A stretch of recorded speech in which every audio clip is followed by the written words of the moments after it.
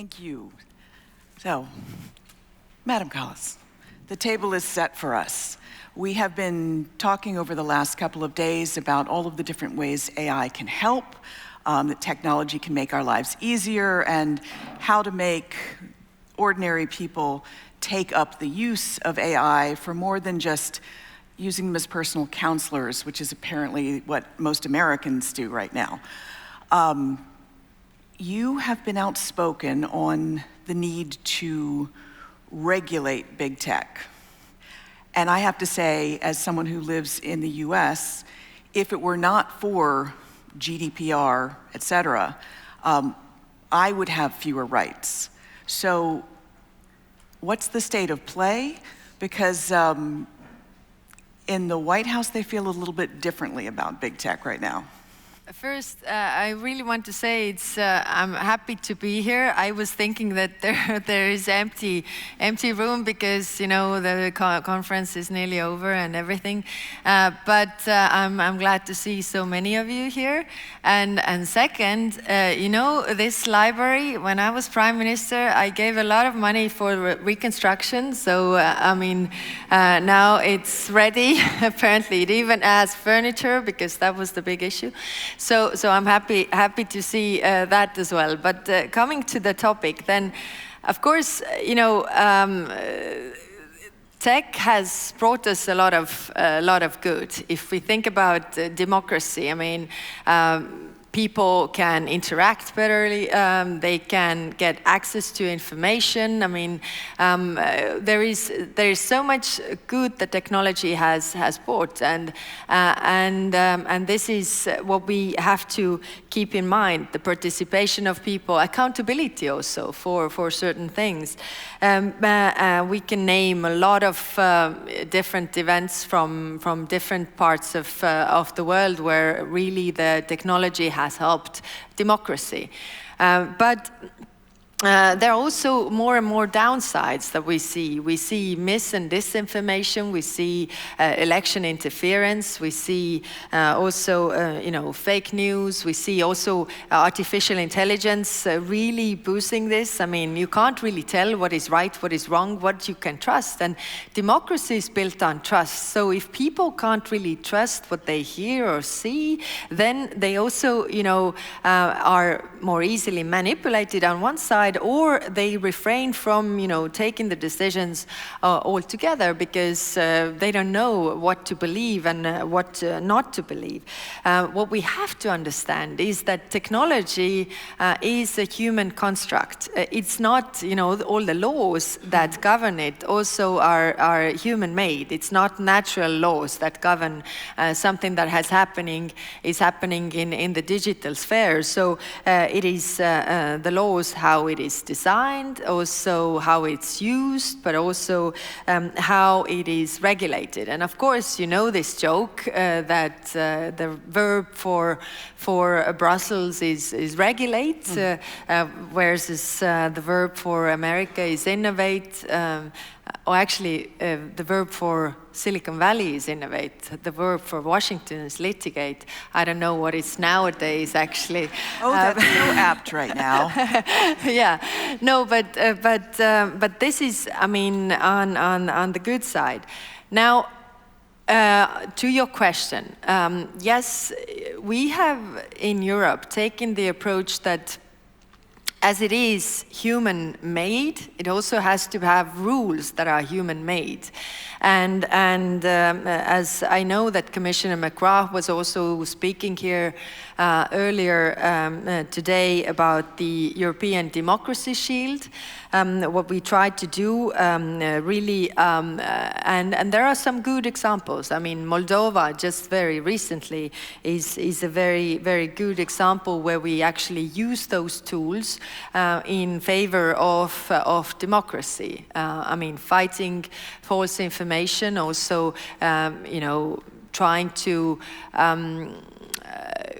overcome the election interference, helping them with also, the cyber attacks that were against the Electoral Commission, and fighting the FIMI, the false information about the European Union and Maia Sandu and everything that was there. If I can interrupt, I just, at least as someone from North America, just heard FIMI for the first time. So if there's anyone in the audience who doesn't know, it's foreign information manipulation and influence.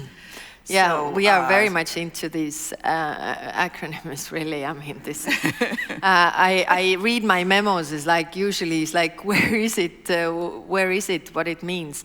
Not FIMI. That's easy, but there are a lot of things that are not that easy. But to your point, I mean, I love using something like Perplexity AI to, get an answer right before I go on air to give commentary on CNN. But I also know I have to look at the sources and then make sure that these sources, I have to then quickly scan the articles to make sure that the AI didn't make something up. Now, I know to do that, but I also know the subject matter well enough that I'm using it to remind me of dates, remind me of something that I covered 30 years ago or something like that. These answers that you can get from these big platforms are only as good as the data that gets put in. And if it's disinformation that starts inhabiting the web, what do you do? Yeah. No, this is, of course, increasingly complex and problematic because, as you say, it learns from what is already there. So it is really amplifying all the problems that we have there. So, of course, in schools we teach how really the kids could separate what are the, facts and how we try to teach them media literacy and so, but it's still very much blurred. Sometimes AI is very much trusted trusted without questions asked. I always tell the kids actually that if you think about our ancestors, then they were physically weaker or stronger than us, and we are physically weaker because we gave our physical jobs to the machines. And now, if you are giving away your cognitive abilities, what happens to you? Medical studies are proving that out. If you use too much AI, you start losing cognitive ability. Because you trust too much what is there. And then now that comes, I mean, the heading of this debate was the good, the ugly, and the bad. So the bad is let me start with the positive. The positive is that in Europe, we have actually the rules.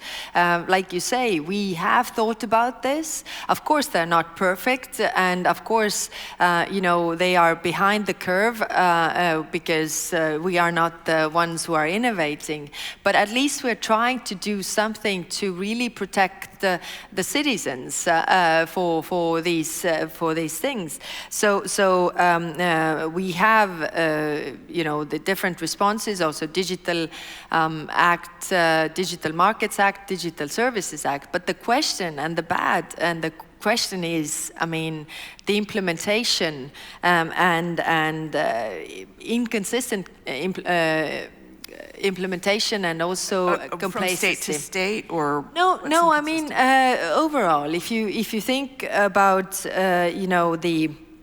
the rules that are in place and coming back to the statement that technology is human-made, so the rules are also human-made. Now, if you think back, then we have governments very much outsourced the regulation in the digital platforms, for example. We have outsourced it to companies. The things that are usually what governments are doing.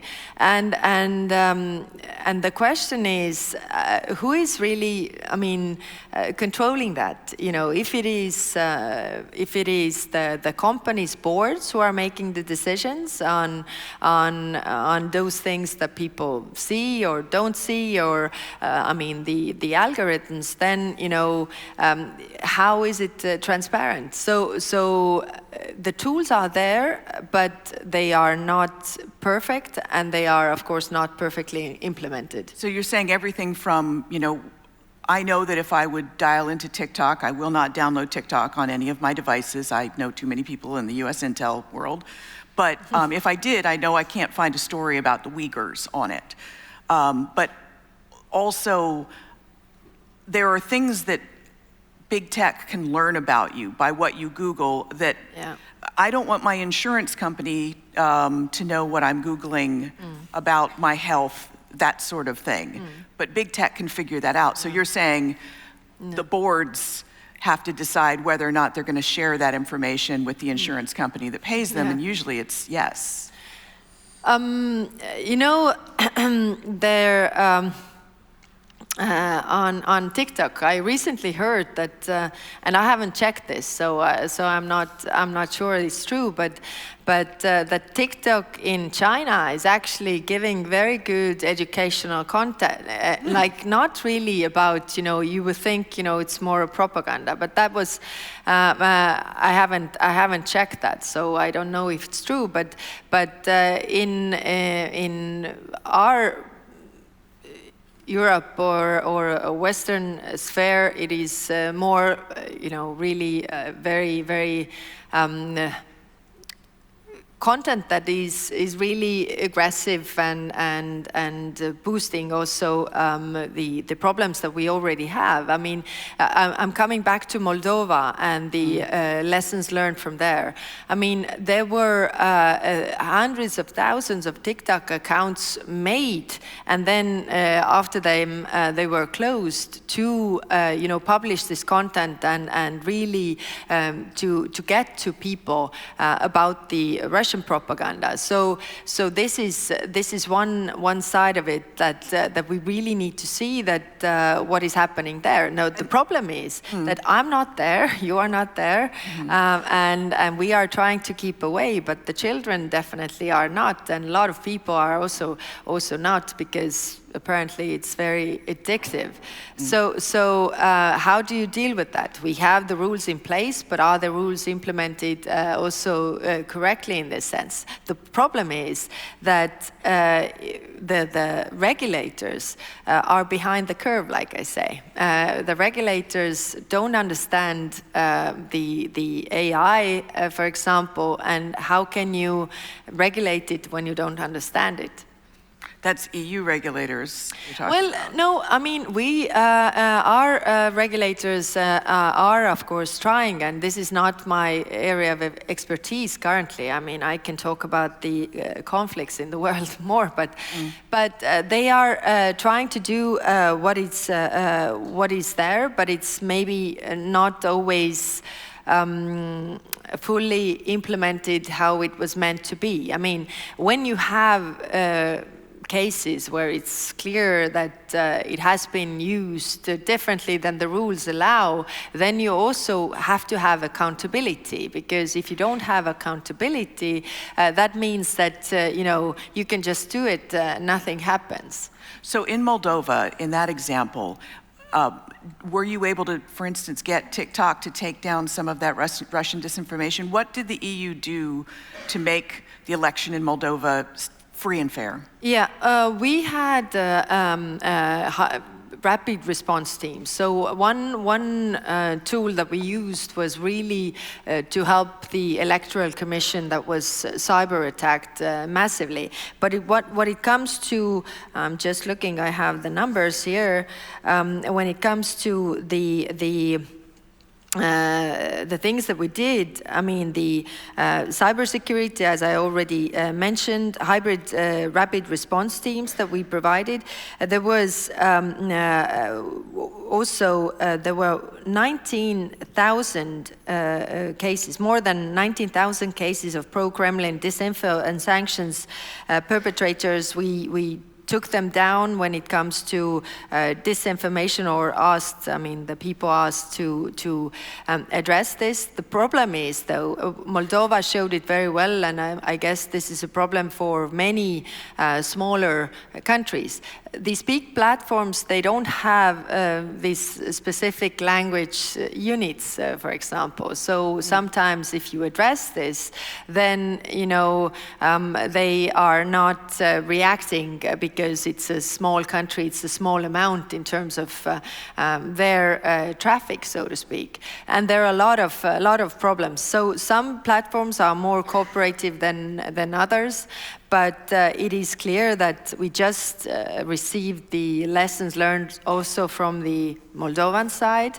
We have a lot of these things coming up, elections all across our partner countries who have asked also our help to you know, show the misinformation, to try to address this manipulation issues. Now, one of the work tracks that we try to do as well is to really change the election observation methodology.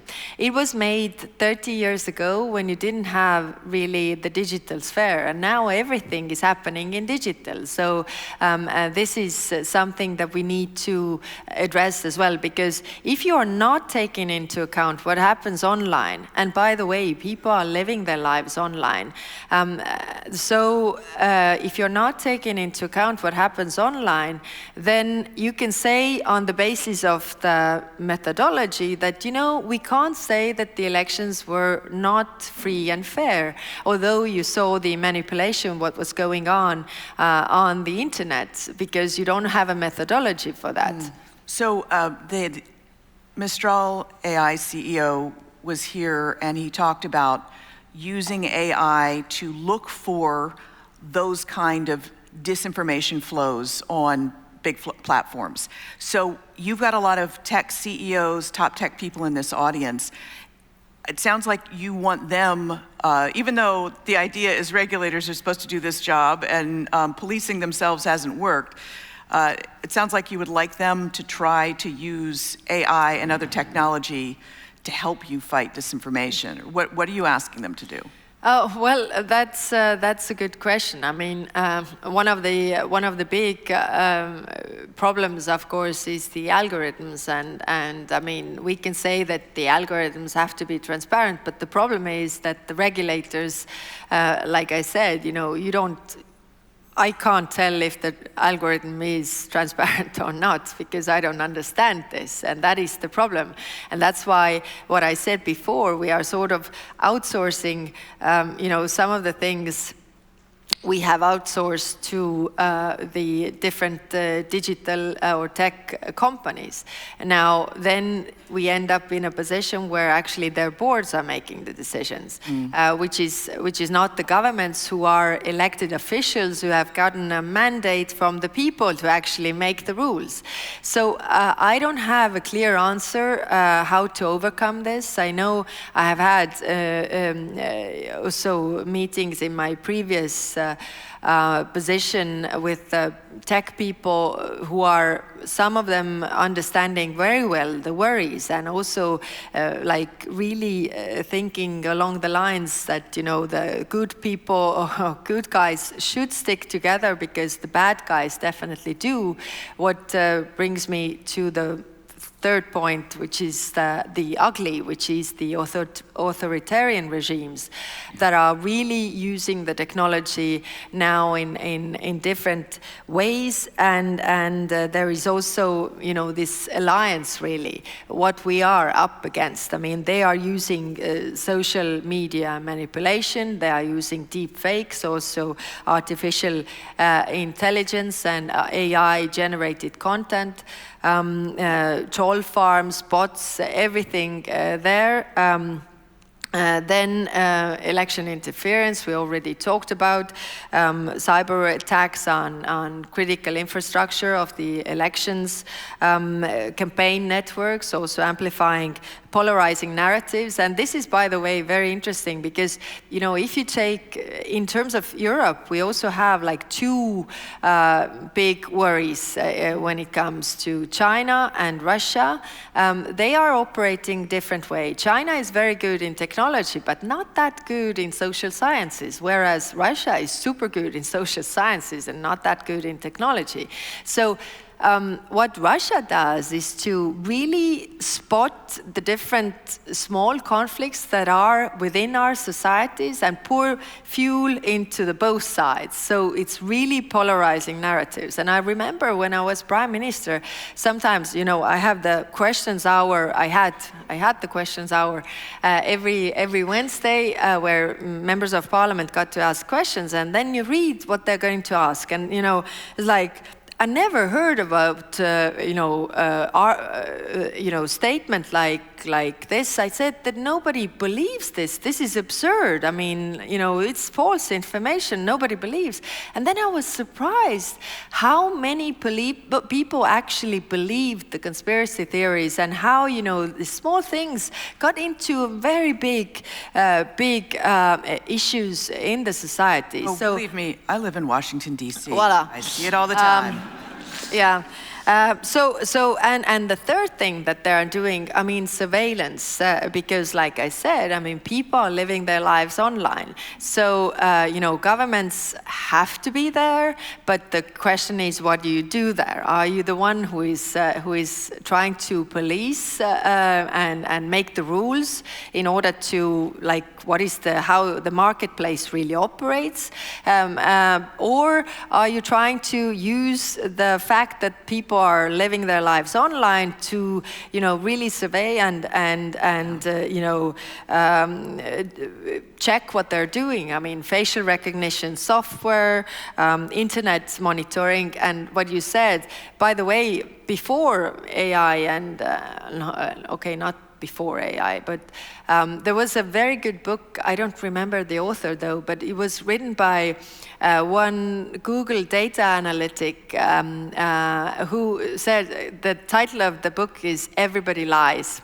And the point was, what you said also in your introduction was that, you know, if, you know, you have the polls and people ask, what do you think about this or that, then, you know, people, you know, try to give the answer what you know, you expect that you want to hear.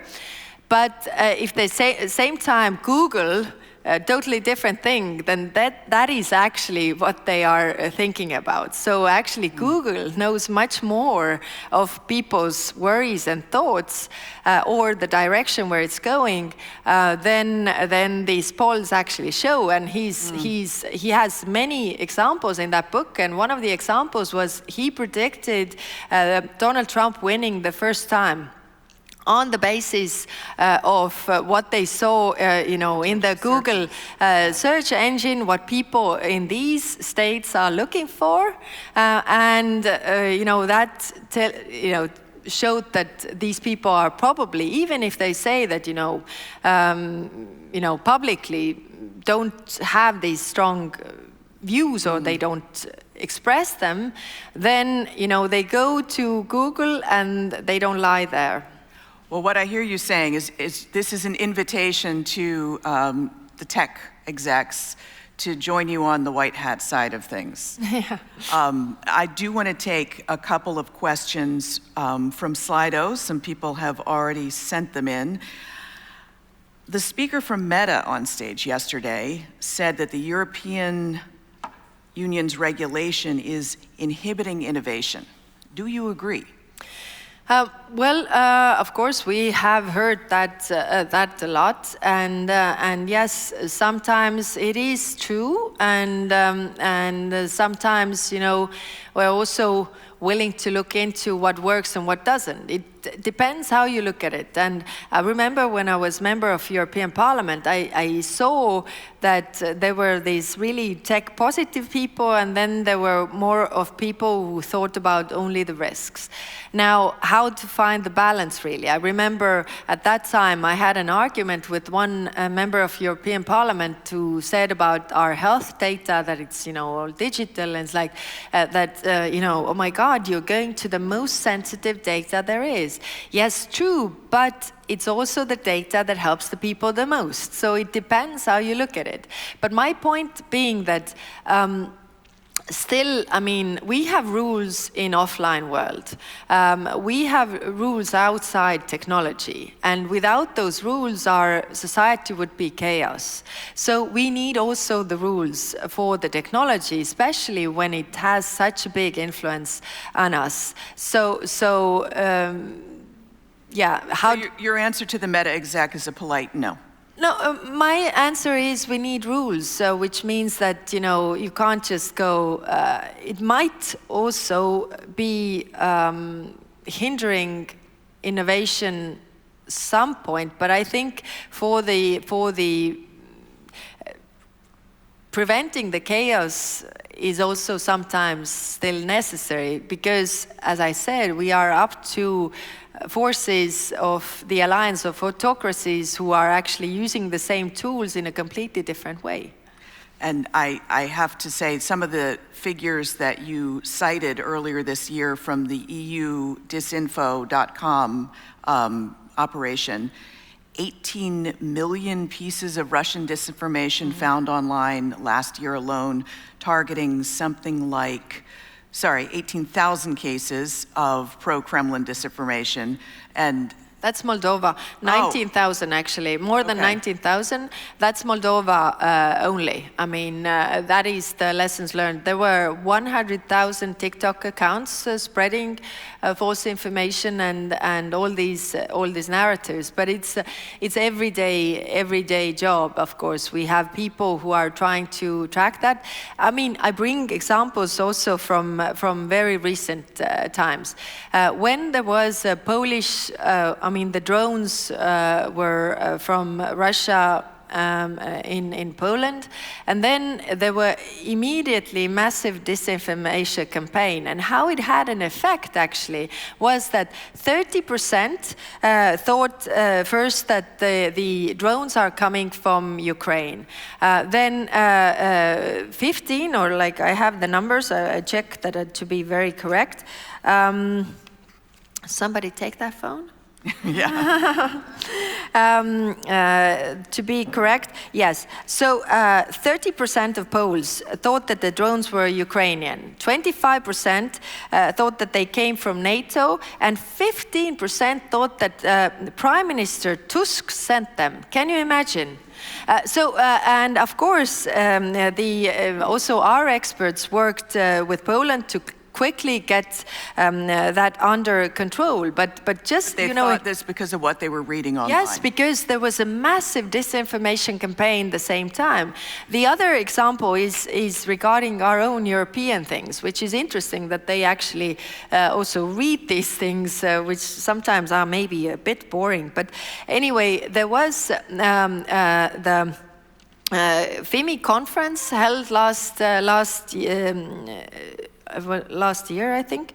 No, in March, but and there was a report on the matter of FIMI, and so just afterwards there were fake news, and it looked like a story that claimed that unpublished annex was to this report that actually claimed about the disinformation that Ukraine is doing, which was not there.